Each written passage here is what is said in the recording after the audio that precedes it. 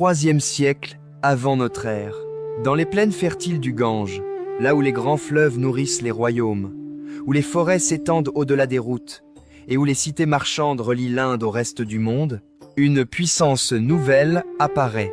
Un empire immense, un empire de rois conquérants, de palais fortifiés, de routes impériales et d'éléphants de guerre. Un empire né dans la violence des luttes dynastiques, mais appelé à devenir l'un des plus grands symboles de sagesse politique et religieuse de l'Antiquité. Son nom, Maurya. Tout commence avec un jeune chef ambitieux, Chandragupta Maurya, qui renverse les puissants Nanda et fonde un État capable d'unifier le nord de l'Inde.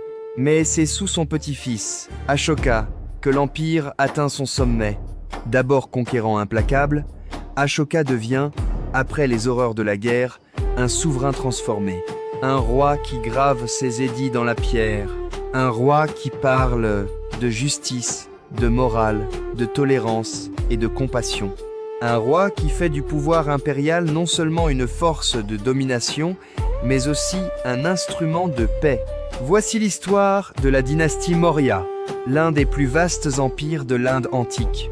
Un empire de conquête, d'ordre et de route, mais aussi un empire de mémoire, de sagesse et de transformation. La dynastie Maurya naît en 322 av. J.C. lorsque Chandragupta Maurya renverse la dynastie Nanda et fonde un nouvel empire dans le nord de l'Inde. Sa capitale est Pataliputra, immense cité fortifiée située près du Gange, à la fois centre politique, administratif, militaire et économique.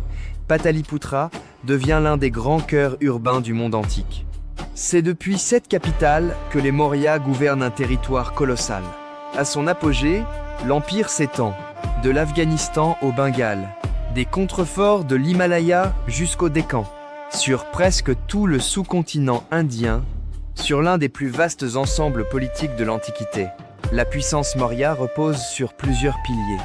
D'abord, une administration centralisée, provinces, gouverneurs, fonctionnaires, fiscalité, réseau d'espionnage et contrôle direct du territoire. Ensuite, une armée gigantesque, infanterie, cavalerie, chars, forteresses et surtout éléphants de guerre, symbole de puissance dans l'Inde antique. Puis, une économie florissante. Agriculture, irrigation, artisanat, mines, commerce intérieur et échanges à longue distance. Les routes impériales relient les grandes régions de l'Empire. Les marchands circulent. Les impôts remontent vers la capitale. Les ordres de l'empereur descendent vers les provinces. Les Maurya développent aussi une diplomatie active avec le monde hellénistique, héritier des conquêtes d'Alexandre. Traités, ambassades, échanges commerciaux et contacts politiques relient l'Inde Maurya au royaume grec d'Asie centrale et du Proche-Orient. Mais l'empire Maurya, c'est aussi une pensée du pouvoir. L'Arthashastra, traditionnellement associé à Chanakya, expose une vision stratégique du gouvernement, administration, fiscalité, guerre, diplomatie, espionnage et raison d'État. Sous Ashoka, cette puissance impériale prend une autre dimension. L'empire ne se contente plus de conquérir et d'administrer. Il proclame aussi un idéal moral. Par ses édits gravés sur des rochers et des colonnes, Ashoka affirme une politique fondée sur le dharma, la justice, la modération, la compassion, le respect des croyances et le souci du bien, être des sujets. Les Maurya sont donc un empire de conquête et d'organisation, un empire de routes, d'éléphants, de palais et de stèles, un empire où la force militaire construit l'unité. Mais où, pour la première fois à cette échelle, un souverain tente aussi de gouverner par la morale inscrite dans la pierre. Tout commence avec Chandragupta Maurya. À la fin du IVe siècle avant notre ère, le nord de l'Inde est un monde de royaumes, de cités, de routes marchandes et de rivalités dynastiques. À l'ouest, les conquêtes d'Alexandre le Grand ont bouleversé l'équilibre des puissances. Des armées grecques sont passées par l'Indus. Des satrapes gouvernent encore certaines régions. Et dans la vallée du Gange, la puissante dynastie Nanda domine depuis sa capitale Pataliputra. Mais cette domination est contestée. Dans ce contexte apparaît Chandragupta, un jeune chef, ambitieux, énergique, déterminé. À ses côtés se trouve une figure essentielle, Chanakya, aussi connu sous le nom de Kautilya. Philosophe, stratège, conseiller politique, Chanakya devient l'architecte intellectuel de la conquête Maurya.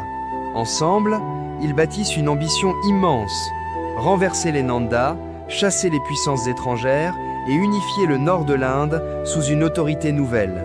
Chandragupta rassemble des troupes, il forge des alliances, il exploite les faiblesses de ses ennemis, il avance, étape par étape, jusqu'au cœur du pouvoir.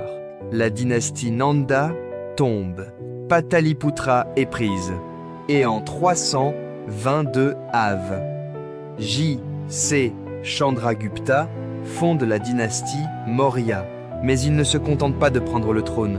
Il construit un État centralisé, surveillé, organisé, capable de gouverner des régions immenses. Des provinces sont confiées à des gouverneurs, des fonctionnaires collectent les impôts, des routes relient les villes, des espions informent la cour. L'armée protège les frontières et impose l'autorité impériale. Pataliputra devient une capitale gigantesque. Une ville de murailles, de fossés, de portes, de palais, de jardins et d'administration.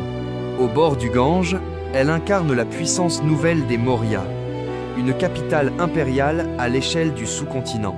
À l'ouest, Chandragupta affronte aussi l'héritage d'Alexandre. Face à Séleuco Ier, l'un des successeurs du conquérant macédonien, il impose sa puissance et obtient d'importants territoires en échange d'une alliance diplomatique. L'empire Maurya s'étend. Du cœur du Gange jusqu'aux marges de l'Indus, un nouvel ordre apparaît. Chandragupta n'est pas seulement un conquérant, il est le fondateur d'une machine impériale. Un empire de soldats, de fonctionnaires, de routes et d'éléphants de guerre. Un empire prêt à dominer le sous-continent. Puis vient Ashoka, petit-fils de Chandragupta. Il hérite d'un empire immense, puissant, solidement organisé. Mais au début de son règne, Ashoka n'est pas encore le souverain de paix que la mémoire retiendra. Il est un roi guerrier, dur, ambitieux, implacable. Comme beaucoup de souverains de l'Antiquité, il veut étendre son pouvoir, sécuriser ses frontières, imposer son autorité. Son grand objectif est le Kalinga, un royaume situé sur la côte orientale de l'Inde. Le Kalinga contrôle des routes, des ports, des territoires stratégiques. Il résiste encore à la domination Maurya. Alors, Ashoka lance la guerre. La campagne est violente. Les armées s'affrontent. Les villes tombent. Les champs sont ravagés. Les familles sont déportées. Les morts se comptent par dizaines de milliers. Militairement, c'est une victoire. Mais humainement, c'est un choc. Face aux cadavres, aux ruines, aux survivants brisés et aux souffrances de la population, Ashoka comprend le prix réel de la conquête. La guerre de Kalinga devient son triomphe et son traumatisme. C'est le grand tournant de son règne. Ashoka renonce progressivement à la conquête par la violence. Il se rapproche du bouddhisme. Il cherche une autre manière de gouverner. Non plus seulement par l'armée, la peur et l'obéissance, mais par le dharma. La loi morale, la justice, la compassion, la modération, le respect des êtres vivants et la tolérance religieuse. Ashoka ne détruit pas l'État Maurya. Il le transforme. Les routes restent. Les gouverneurs restent. L'armée reste. L'administration reste. Mais au sommet de cette immense machine impériale, le message change. L'empereur fait graver ses paroles dans la pierre, sur des rochers, sur des stèles, sur des colonnes dressées dans tout l'empire. Ces édits proclament la retenue, la bienveillance, le respect des parents, la protection des sujets, la tolérance envers les différentes croyances et le souci du bien, être humain. Ashoka envoie aussi des missions religieuses et diplomatiques. Le bouddhisme se diffuse vers le Sri Lanka, l'Asie centrale et au-delà. Sous son règne, l'Empire Maurya atteint son apogée politique, territorial et spirituel. C'est un empire de routes et de palais, un empire de fonctionnaires et d'éléphants, mais aussi un empire de stèles, de sermons gravés, de morale publique et de mémoire.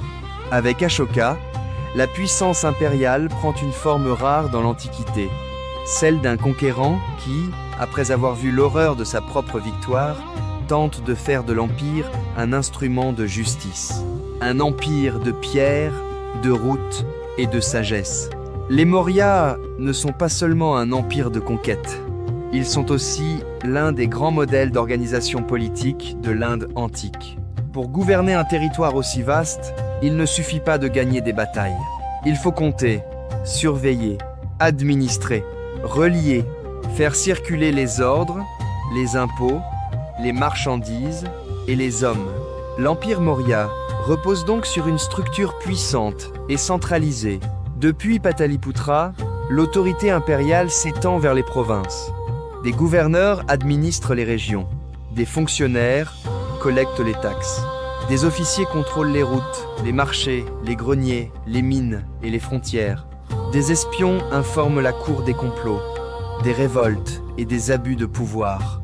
L'État Maurya veut tout connaître. Les récoltes, les routes, les richesses, les armées, les provinces, les hommes.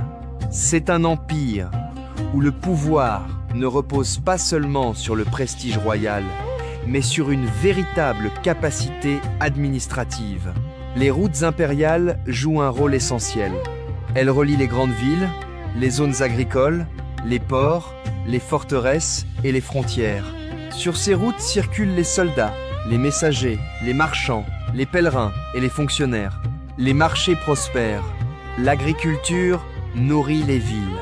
Les artisans produisent des objets raffinés.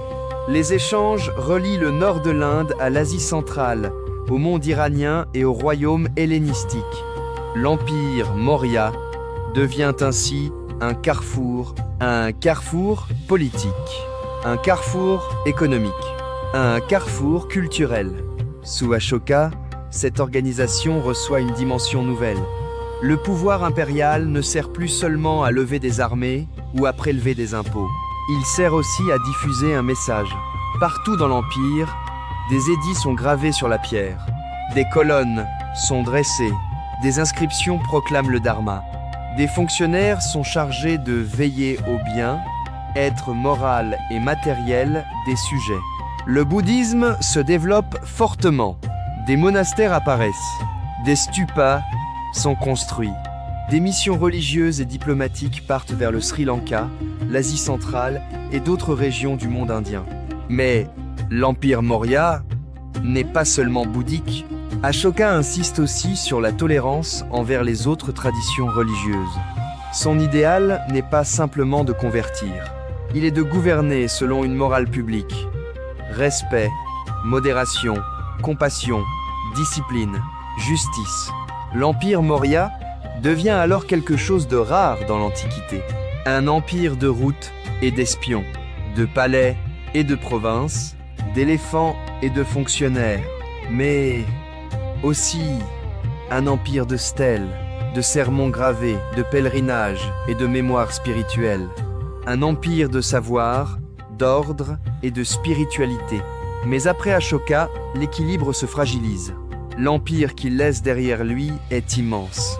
Trop immense peut être, pour rester uni sans un souverain aussi puissant. Les provinces sont éloignées. Les gouverneurs disposent d'une grande influence locale. Les frontières demandent des armées coûteuses. L'administration exige des ressources considérables. Et le centre impérial, à Pataliputra, peine peu à peu à maintenir son autorité sur l'ensemble du territoire. Après la mort d'Ashoka, ses successeurs n'ont ni son prestige, ni son énergie, ni son autorité morale. L'empire commence à se fragmenter. Certaines régions s'émancipent progressivement. Les élites locales renforcent leur pouvoir. Les finances s'affaiblissent. Les armées deviennent plus difficiles à entretenir. Les routes restent, mais l'unité politique se fissure. Au nord-ouest, les pressions extérieures augmentent. Les royaumes gréco-bactriens et les puissances issues du monde hellénistique avancent vers les anciennes marges de l'Empire. À l'intérieur, les tensions dynastiques et politiques affaiblissent la cour. Ce qui avait fait la force des Maurya, l'immensité, la centralisation, le contrôle devient peu à peu une faiblesse. Un empire aussi vaste ne tient que si le centre reste fort. Et le centre ne l'est plus en 185 Av. J.C. La dynastie Maurya s'effondre. Le dernier souverain Maurya, Brihadrata, est renversé par son général Pushyamitra Shunga. Une nouvelle dynastie prend le pouvoir. Les Shunga. L'empire Maurya disparaît. Mais son héritage, lui, ne disparaît pas.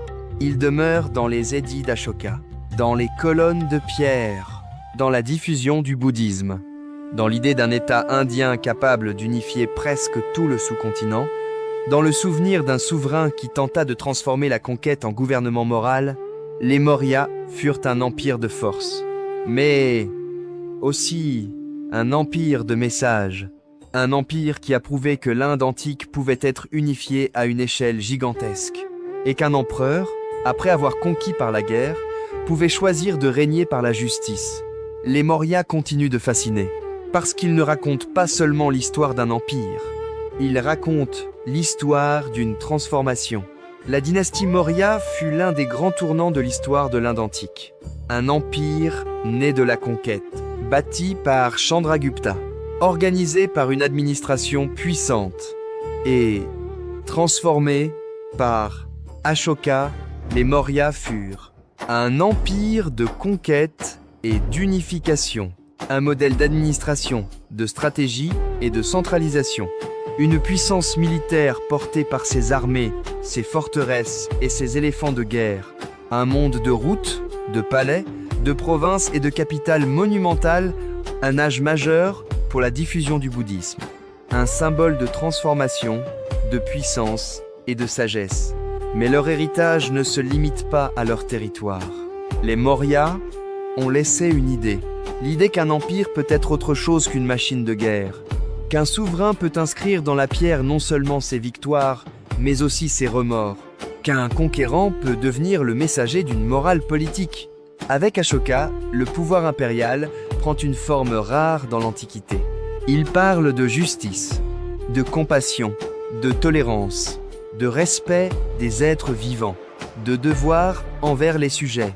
Les stèles et les colonnes d'Ashoka traversent les siècles comme des voies gravées dans la pierre. Elles rappellent qu'au cœur même de la puissance, il peut exister une conscience. L'empire Maurya finit par disparaître, mais son souvenir demeure dans l'histoire de l'Inde, dans la diffusion du bouddhisme, dans l'art, les routes, les stupas et les piliers impériaux. Dans la mémoire d'Ashoka, roi guerrier devenu souverain de paix, les Maurya furent un empire de routes et d'éléphants, mais surtout un empire de justice et de mémoire. L'empire d'Ashoka. Après l'empire d'Ashoka, l'Inde connaîtra d'autres royaumes, d'autres dynasties, d'autres centres de pouvoir. Mais quelques siècles plus tard, dans le nord du sous-continent, une nouvelle puissance s'élèvera. Un empire moins connu pour ses conquêtes que pour son rayonnement. Un âge d'or des arts, des sciences et des idées. Un monde de temples, de poésie, de mathématiques, d'astronomie et de philosophie. Sous les Gupta, l'Inde classique atteindra l'un de ses sommets culturels. Après l'empire de la loi morale, viendra l'empire du savoir. Dans le prochain épisode des civilisations du monde, la dynastie Gupta, l'âge d'or de l'Inde classique.